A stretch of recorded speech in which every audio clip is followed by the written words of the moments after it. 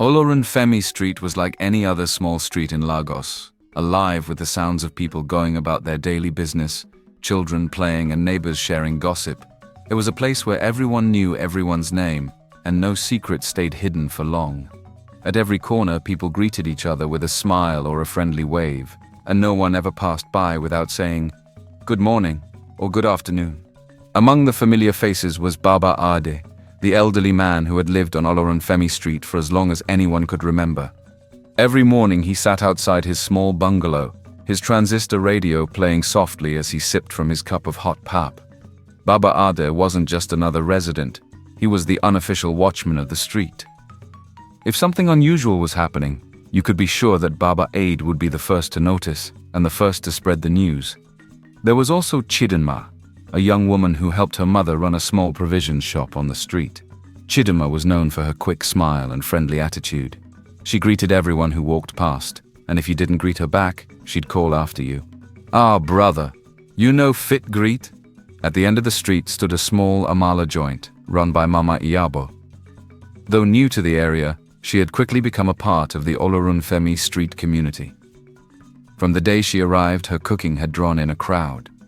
Her Amala, Gbegiri and Iwedu were so good that people came from nearby streets just to get a taste. But as peaceful as Olorunfemi Street appeared, something strange was happening. Something that nobody but the dogs seemed to notice.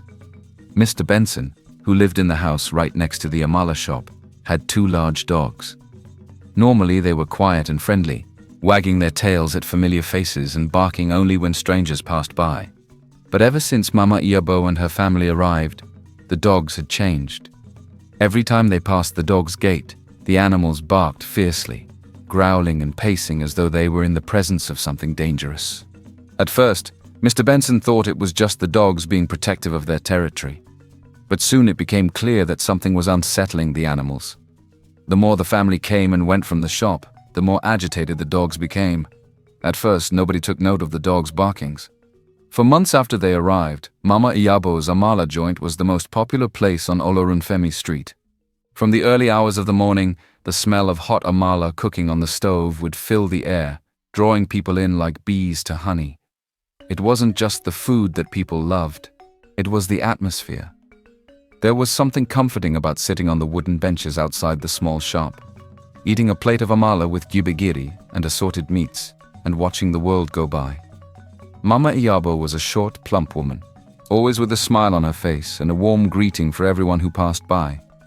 She worked alongside her two daughters and a young man who many assumed was her son. The girls were quiet, always working quickly and efficiently, while the boy handled the money and served the customers. Together they ran the joint like a well-oiled machine. People from all over the area came to buy food. Baba Ade made it a point to stop by at least twice a week. He liked to sit on the benches outside, listening to his radio and enjoying his meal. Even Chidinma, who was always busy at her mother's shop, would find time to stop by and grab a plate. "This Amala is magic," she'd say, licking her fingers after every meal. Even though the family didn't talk much, people felt at ease around them. They never caused any trouble, and they kept their shop clean and tidy. It was the perfect business, and it seemed like nothing could go wrong. The Amala was soft, the Gbegiri was perfectly seasoned, and the customers were happy. But while the people of Olorunfemi Street enjoyed their meals without a second thought, Mr. Benson's dogs had a different opinion. Every time Mama Iyabo or one of her children walked past, the dogs would bark furiously, their sharp barks cutting through the air. They seemed to sense something that the rest of the street couldn't. "I don't know why these dogs keep barking at them," Mr. Benson said one day, shaking his head. "They've never acted like this before." His dogs were usually calm and friendly. They'd seen the family every day for months, and yet their reaction never changed. Every time the family passed by, the barking started up again, as if the dogs were warning the street about something no one else could see. "If only these dogs could talk," Mr. Benson muttered to himself one evening, as the dogs barked uncontrollably once again. But to everyone else, Mama Iyabo and her family seemed perfectly ordinary. They ran their shop, greeted their customers, and went about their business like everyone else. Nobody thought twice about it. But as the days went by, something subtle began to change. The shop was still busy, but there was a growing unease in the air that nobody could quite explain. Little by little, things started to feel different. At first, the changes were so small that nobody really noticed. People still came to Mama Iyabo's Amala joint, enjoyed their meals, and exchanged small talk as they ate. The joint remained as popular as ever. But slowly, something started to shift.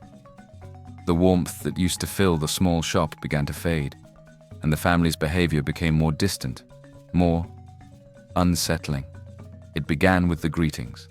Mama Iyabo had always been one of the most polite people on the street. Every morning, she would greet everyone who passed by her shop, her voice full of energy, her smile bright. Her 2 daughters and the young man who worked with her would always follow her lead, nodding and greeting the customers as they set up for the day. It was something that everyone on Olorunfemi Street appreciated. Greetings were an essential part of the culture, but one day, Chidinma noticed something odd. She passed by the shop on her way to the provision store as she always did, and waved at Mama Iyabo. "Good morning, Mama Iyabo," she called out cheerfully, but this time, there was no reply. Mama Iyabo didn't look up, didn't smile. She didn't even seem to hear Chidinma.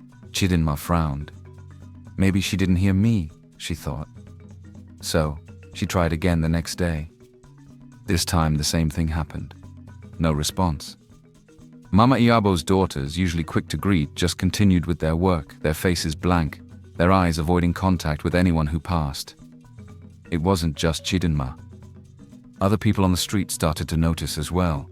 One by one, they began to whisper among themselves. Baba Ade, who sat outside his house every day, listening to his radio, noticed the change too. "These people have stopped greeting," he said one afternoon, scratching his head. "Before, they would greet me every morning. Now, they just walk by like they don't see me." "I thought it was just me," Chidinma replied. "I greet them every day, but they act like I'm invisible." At first, people tried to make excuses for them. Maybe they were tired. Running an Amala joint wasn't easy after all, but the strange behavior continued, and as the days went by, the family became even more withdrawn. They no longer spoke to the customers the way they used to. They served the food, took the money, and went back to their work in silence. Even when the shop was busy, the atmosphere felt cold, almost eerie. And the dogs, Mr. Benson's dogs, noticed it too. If anyone should have gotten used to Mama Iyabo's family, it was the dogs. They saw them every day, heard their voices, and watched them move back and forth from the house to the shop. But instead of growing accustomed to their presence, the dogs seemed more agitated than ever. Every morning when Mama Iyabo and her children passed by on their way to open the shop, the dogs would bark furiously. Their growls were low and menacing, their barks sharp and relentless. They barked so loudly that it disturbed the entire street. It wasn't just one bark and then silence. It was continuous, as if the dogs were trying to send a message, a warning. "I don't know what's wrong with these dogs," Mr. Benson muttered one evening, shaking his head in frustration. "They've never acted like this before. Every day it's the same thing. As soon as that family walks by, they go crazy." It wasn't normal, and Mr. Benson knew it. His dogs had always been friendly, calm even around strangers. But something about Mama Iyabo's family was different. Chidinma, standing outside her mother's provision shop, watched the scene unfold one morning. The dogs barked violently, pacing back and forth behind the gate, their eyes locked on the family as they passed by. Yet Mama Iyabo and her children didn't seem bothered at all. They didn't flinch, didn't even look in the direction of the dogs. They walked silently to the shop, opened the door, and began their day as usual. "What is it with these dogs?" Chidinma asked, turning to her mother, who stood beside her. "I don't know, but it's not normal. Dogs don't bark like that for no reason." As the days turned into weeks, the whispers on Olorunfemi Street grew louder. People who had once adored the Amala joint now felt uneasy. The food was still as delicious as ever, but the warmth and friendliness that had once defined the place were gone. The shop was busy, but it felt cold, lifeless. Customers noticed that the family barely spoke to each other anymore, and when they did, it was in hushed tones, in a language nobody on the street recognized. "They're not Yoruba," Baba Ad said one day, speaking to a group of men who gathered outside his house. I've been listening to them, and the language they speak. It's not Yoruba, it's not Hausa or Igbo either.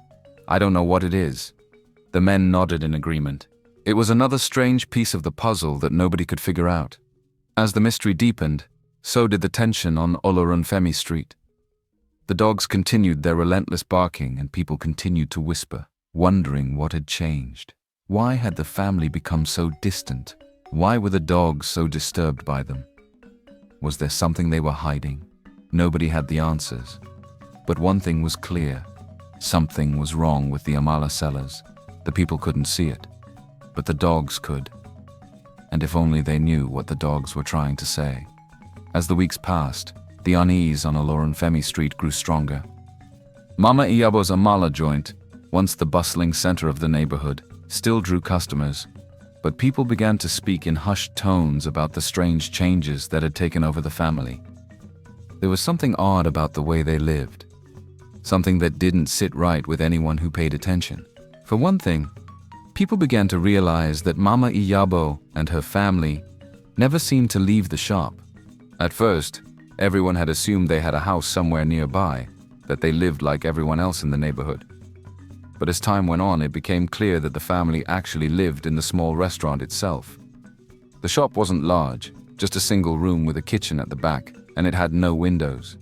Yet every night after they closed up, the family would stay inside and nobody ever saw them leave. It didn't make sense. Lagos was known for its sweltering heat, especially during the dry season. On nights when the temperature soared, when even the wind refused to blow, people on Olorunfemi Street would drag their mattresses outside hoping to catch a breeze. Mr. Benson's compound was always filled with people sleeping in the open air, trying to escape the stifling heat inside their homes. But not Mama Iyabo's family. No matter how hot it got, they stayed inside the shop. People began to whisper that the family must have a way to cool the place down, maybe a fan or an air conditioner. But that theory didn't hold water. Everyone knew there was no light in the shop after hours, and besides, the building had no windows for any cool air to circulate. Yet somehow the family appeared comfortable, while everyone else on the street sweated through the night. "They never come outside," Chidinma said one evening, standing by the gate of Mr. Benson's compound with her mother. "It's so hot, and they stay inside that small shop like nothing is happening." "It's not normal," her mother replied, shaking her head. "Even me, I can't sleep in this kind of heat." The more people talked, the more they realized how strange the family's living arrangements were. The shop had no windows, no proper ventilation. Even during the day, when the sun was at its highest, the family would stay inside, cooking and working as if they didn't feel the heat at all. It was as though they were untouched by the things that affected everyone else on the street. And then there were the dogs. It was unusual because typically dogs in the neighborhood grew accustomed to the people they saw every day. After a while, they stopped barking at familiar faces. "I don't understand it," Mr. Benson said one afternoon, talking to a few neighbors who had gathered outside his house. "My dogs have never acted like this. They should be used to that family by now.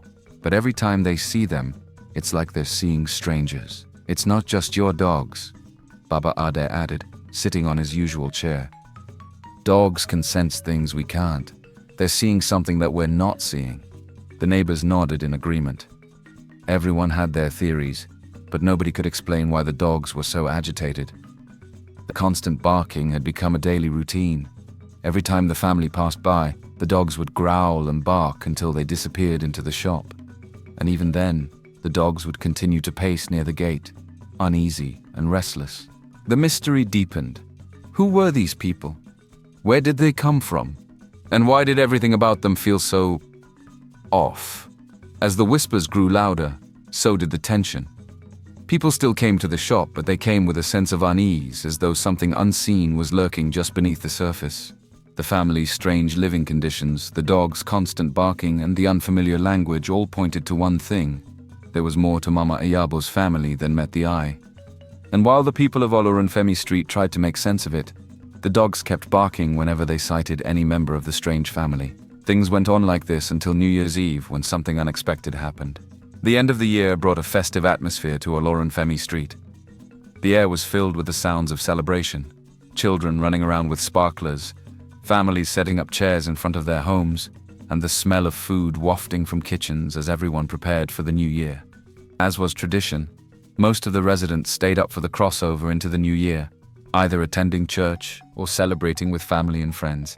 But as the neighborhood prepared for the celebrations, one thing stood out. Mama Iyabo's Amala shop was still open late into the night. It was unusual for the shop to be open so late. Normally, Mama Iyabo closed up around 9 p.m., but on this particular night, the lights inside the shop stayed on, and the family could be seen moving about, cooking and serving food to the few late-night customers. Some people on the street wondered if they were staying open longer to make some extra money before the new year, but nobody questioned it. After all, Mama Iyabo's family had always done things differently. Mr. Benson, who had just returned from a New Year's Eve service with his wife, noticed the light still on in the shop as he passed by. "Ah, they're still open?" his wife asked, surprised. "Maybe they're trying to make some extra sales before midnight," Mr. Benson replied, glancing at the shop. The dogs, however, were unusually quiet that night. Normally they would bark at the family whenever they passed by, but on this particular night they seemed calm, lying quietly in Mr. Benson's compound. It was strange, but Mr. Benson didn't think much of it at the time.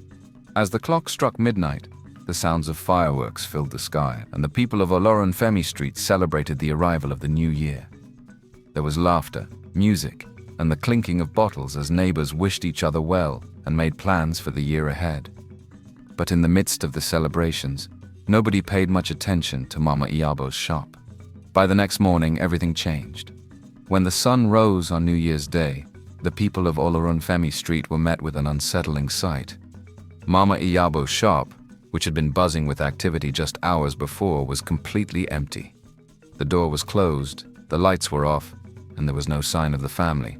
It wasn't just that they had closed for the holiday. Everything was gone. The pots and pans that had always been stacked outside the shop were missing. The benches where customers usually sat had been cleared away.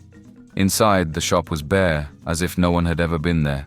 Nobody had seen them leave. "I passed by there around 2 a.m. after the service, and they were still there," Mr. Benson said, shaking his head in disbelief. "But now, it's like they disappeared." Chidinma was one of the first to notice the disappearance when she went to buy Amala that morning. "Mama Iyabo, are you there?" she called out, knocking on the door. But there was no answer. When she peeked inside, she was shocked to find the shop completely empty. She ran back to her mother's shop, her heart racing. "Mama, they're gone. The shop is empty." Her mother frowned. "What do you mean gone?" "They're not there. Everything is gone. The whole place is cleared out." News of the disappearance spread quickly across Olorunfemi Street. Neighbors gathered around the empty shop, whispering to one another, trying to make sense of it. Nobody had seen them pack up or leave. No trucks, no cars, nothing. It was as if they had vanished into thin air. "They couldn't have just left without anyone noticing," one man said, scratching his head. "Maybe they moved in the middle of the night," another suggested. But no one could explain how they had left without a trace. The shop was completely bare, and there were no clues as to where the family had gone. No witnesses, no evidence, just an empty shop and unanswered questions. As the days passed, the disappearance of Mama Iyabo and her family became the main topic of conversation on Olorunfemi Street.